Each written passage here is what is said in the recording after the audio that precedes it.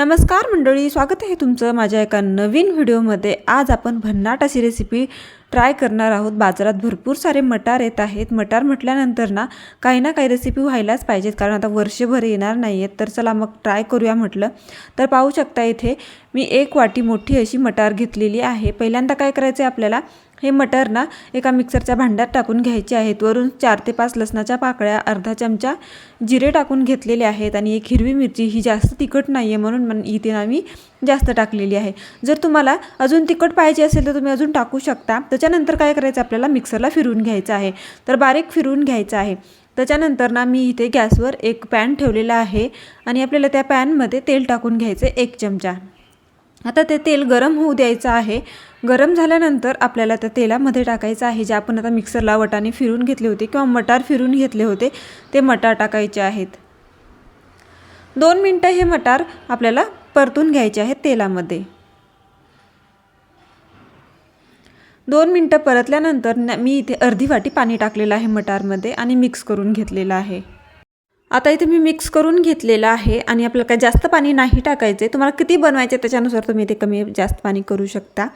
तर जर पाण्याला उकळी येते तोपर्यंत काय करायचे, आपल्याला सुके मसाले टाकून घ्यायचे। त्यासाठी इथे मी अर्धा चमचा धना पावडर आणि अर्धा चमचा गरम मसाला टाकून घेतलेला आहे। त्याच्यानंतर चवीप्रमाणे मीठ टाकायचं आहे आणि हे मसाले आणि मीठ छान असे मिक्स झाले पाहिजेत। तर पाहू शकताय मसाले आणि मीठ छान मिक्स झालेलं आहे आणि उकळी सुद्धा आलेली आहे मस्त अशी। त्याच्यानंतर इथे मी 1 वाटी कच्चा रवा घेतलेला आहे। तुम्हाला कसा लागतो तसानुसार तुम्ही टाकू शकता। एकदम नका टाकू, असं थोडं थोडं टाकत राहा, मिक्स करत राहा। अजून थोडं टाका आणि मिक्स करा। जसं जसं रवा बसेल ना तसं तसं टाकत जा आणि मिक्स करत राहा, म्हणजे तुम्हाला समजेल की किती रवा बसलेला आहे। तर पाहू शकता अशा प्रकारे मी थोडं थोडं रवा टाकून मिक्स करत आहे। जोपर्यंत आपले हे घट्ट होणार नाही तोपर्यंत आपल्याला टाकायचं आहे। तर पाहू शकता अशा स्टेजपर्यंत येऊजेपर्यंत आपल्याला मिक्स करत राहायचं आहे आणि रवा टाकायचा आहे। जास्त कोरडं नका करू। तर अशा प्रकारे मी मिक्स करून घेतलेला आहे। आता काय करायचं आपल्याला, झाकण ठेवायचं आहे 2 मिनिटं, म्हणजे रवा जो आहे आपण भाजला वगैरे काहीच नाही, तो कच्चा रवा आहे म्हणून ते मस्त फुलेल म्हणून 2 मिनिटं झाकून ठेवलेलं आहे। आता गॅस बंद करून घ्यायचा आणि एका प्लेटमध्ये आपल्याला हे काढून घ्यायचं आहे। गरम गरम आपल्याला ही प्रोसेस करून घ्यायची। थंड झाल्यानंतर ना पूर्ण रवा हे होऊन जातो आणि त्याचे आपल्याला पुढे काहीच बनवता नाही येणार, म्हणून आपल्याला गरम गरम प्रोसेस करून घ्यायची। त्याच्यानंतर ना मी इथे अगोदरच एक बटाटा उकडून ठेवला होता, तो बटाटासुद्धा आपल्याला मॅश करून टाकू शकता किंवा खिसूनसुद्धा टाकू शकता। ह्याच्यामध्ये मी मॅश करून टाकलेला आहे। तो बटाटा आपल्याला चमच्याने अशा प्रकारे मिक्स करून घ्यायचा आहे। तुम्ही हाताने सुद्धा घेऊ शकता, पण गरम गरम आहे, हाताला पोळू शकतं, म्हणून थोडा वेळ थंड होईपर्यंत, जास्तही थंड नाही, नॉर्मल होईपर्यंत, वाफ तेवढी जाऊजेपर्यंत आपल्याला मिक्स करून घ्यायचं आहे चमच्याने। त्याच्यानंतर आपल्याला हाताने मिक्स करून घ्यायचं आहे। एक छान असा गोळा तयार करून घ्यायचा आहे। पाहू शकता मी अशा प्रकारे हाताने मिक्स करून एक त्याचा गोळा, आपण पिठाच्या चपातीचा कसा गोळा बनवून घेतो तशाच प्रकारे आपल्याला याचा सुद्धा गोळा बनवून घ्यायचा आहे। तर इथे मी अशा प्रकारे एक गोळा बनवून घेतलेला आहे। अशा प्रकारे आपल्याला व्हायला पाहिजे, ह्याच्यापेक्षा पातळ नको किंवा घट्ट नको। तर आता हे आपल्याला साईडला ठेवायचं आहे। त्याच्यानंतर मी काय केलेलं आहे, ते चीज घेतलेलं आहे। हे मोझरेला चीज आहे, तुम्ही नॉर्मल जरी घेतलं ना क्यूबवालं तरी चालतं, काहीच हरकत नाही। तर आता जर तुम्ही चीज नाही टाकायचं, तुम्हाला जरी असं जरी तळलं ना तरी खूप मस्त लागतं, खूप टेस्टी लागतं। ह्याला दुसरी चीज पण गरज नाही आहे। त्याच्यानंतर काय करणार आहे, आपल्याला अशा प्रकारे छोटासा गोळा घ्यायचा आहे हातामध्ये आणि त्याची एक टोपी तयार करून घ्यायची। तर मी अशा प्रकारे त्याची टोपी तयार करून घेतलेली आहे। तुम्हाला जर तसं करता येत नसेल तर हातावर ठेवायचं आणि प्रेस करून घ्यायचं। त्याच्यामध्ये थोडंसं आपल्याला चीज घालायचं आहे आणि बंद करून आपल्याला तो गोळा अशा प्रकारे हातावर एक छान असा शेप देऊन घ्यायचा आहे। मी ना ओव्हल आकाराचा शेप देऊन घेते, तुम्हाला हवा तसा आकार देऊ शकता। तुम्ही चौकोनी पण करू शकता किंवा तुम्हाला अशा प्रकारे सर्कलसुद्धा करू शकता किंवा अशा प्रकारे सुद्धा करू शकता। तर अशाच प्रकारे जे राहिलेलं आहे ते सुद्धा मी बनवून घेणार आहे। तर सोपी पद्धत म्हटलं तर अशीच आहे, छोटासा गोळा घ्यायचा, हातावर थापून घ्यायचं, आतमध्ये थोडंसं चीज टाकायचं आणि त्याच्या कडा अशा प्रकारे बंद करून टाकायच्या। आपण चपातीचा उंडा कसं भरतोच तीच पद्धत आपल्याला इथे वापरायची आहे। तर अशाच प्रकारे जे राहिलेलं आहे मी पटापट बनवून घेते, काही वेळ लागत नाही, एकदम फास्ट होऊन जातं। जर अजून एक असेल मदतीला तर कोणी घ्या, म्हणजे 1 ते 2 मिनिटामध्ये होऊन जातं। तर मी ते खूप सारं बनवून घेतलेलं आहे। माझ्या मुलांना तर ही रेसिपी खूप आवडली, तुम्ही सुद्धा तुमच्या मुलांना द्या। जर 4 वाजता 5 वाजता ना मुलं खेळून बाहेरून कंटाळून येतात किंवा थकून येतात, तेव्हा तुम्ही ही रेसिपी त्यांना द्या, खूप आवडेल. कॅचअपसोबत सर्व करू शकता किंवा आवडेल त्या चटणीसोबत तुम्ही इथे हिरवी चटणी, कोणती चटणी असेल, लसूण चटणी वगैरे त्यासोबतसुद्धा देऊ शकता. खूप टेस्टी लागते ही रेसिपी.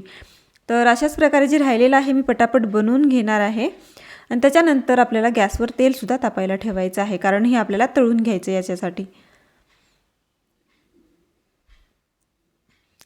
तर तेलसुद्धा तापायला ठेवलेलं आहे आणि इथे मी बनवूनसुद्धा घेतलेले आहेत.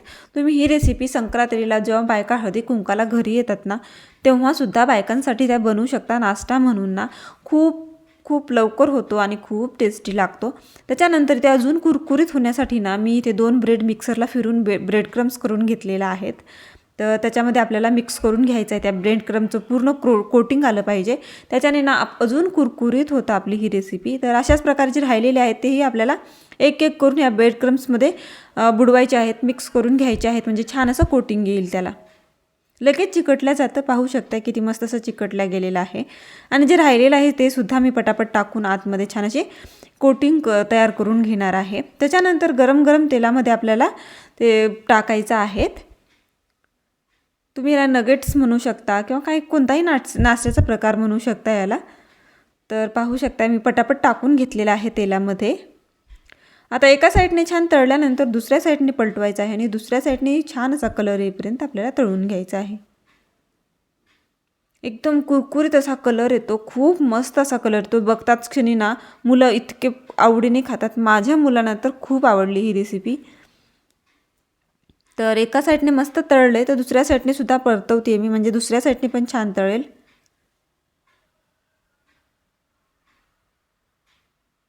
तर पाहू शकताय सगळे मी पलटवून घेतलेले आहेत दुसऱ्या साईडने आणि थोड्या थोड्या वेळाने अशा प्रकारे मिक्स करत राहायचं आहे, म्हणजे सगळीकडून ना सेम तळल्या जातील आणि जे कलर आहे तो सगळीकडे सारखा येईल अशा प्रकारे. तर आता तळल्या गेलेल्या आहेत मस्त कुरकुरीत. आता आपल्याला बाहेर काढून घ्यायचं आहे, तर मी पटापट बाहेर काढून घेते. बिलकुल तेलकट होणार नाही आहेत, एकदम टेस्टी आणि खूप क्रंची होणार आहे ही रेसिपी. तर मी बाहेर काढून घेतलेलं आहे इथे आणि जे राहिलेलं आहे ते सुद्धा मी तशाच प्रकारे ब्रेड क्रम्समध्ये एक कोटिंग देऊन त्याला तळून घेतलेलं आहे आणि सगळी रेसिपी आपली रेडी झालेली आहे. पाहू शकताय तुम्ही किती मस्त दिसायला झाली आहे आणि खायला म्हणाल तर एक नंबर झाली आहे ही रेसिपी. खूप मस्त झाली. आतमध्ये तर चीज आहे, मुलांना चीज तर खूप आवडतं. तर खूप खूप मस्त झाली आहे. तुम्हाला एक फोडूनसुद्धा मी इथे दाखवणार आहे. तर किती क्रंची झाली आहे तुम्ही पाहू शकताय त्याचं कोटिंग आणि आतमध्ये चीज तर गळते खाली, इतकं मस्त असं झालेलं आहे चीजी ही रेसिपी. तर पाहू शकताय तुम्ही मस्त चीज आपलं आतमध्ये मेल्ट झालेलं आहे. तुम्हीसुद्धा नक्की ट्राय करा आणि तुमच्या मुलांना द्या. कोणी नवीन असेल, पहिल्यांदाच माझे व्हिडिओ पाहत असतील तर माझ्या चॅनलला लाईक, शेअर आणि सबस्क्राईब करायला विसरू नका. आवडलं असेल तर सबस्क्राईब करा. भेटूया नवीन व्हिडिओमध्ये. तोपर्यंत बाय बाय.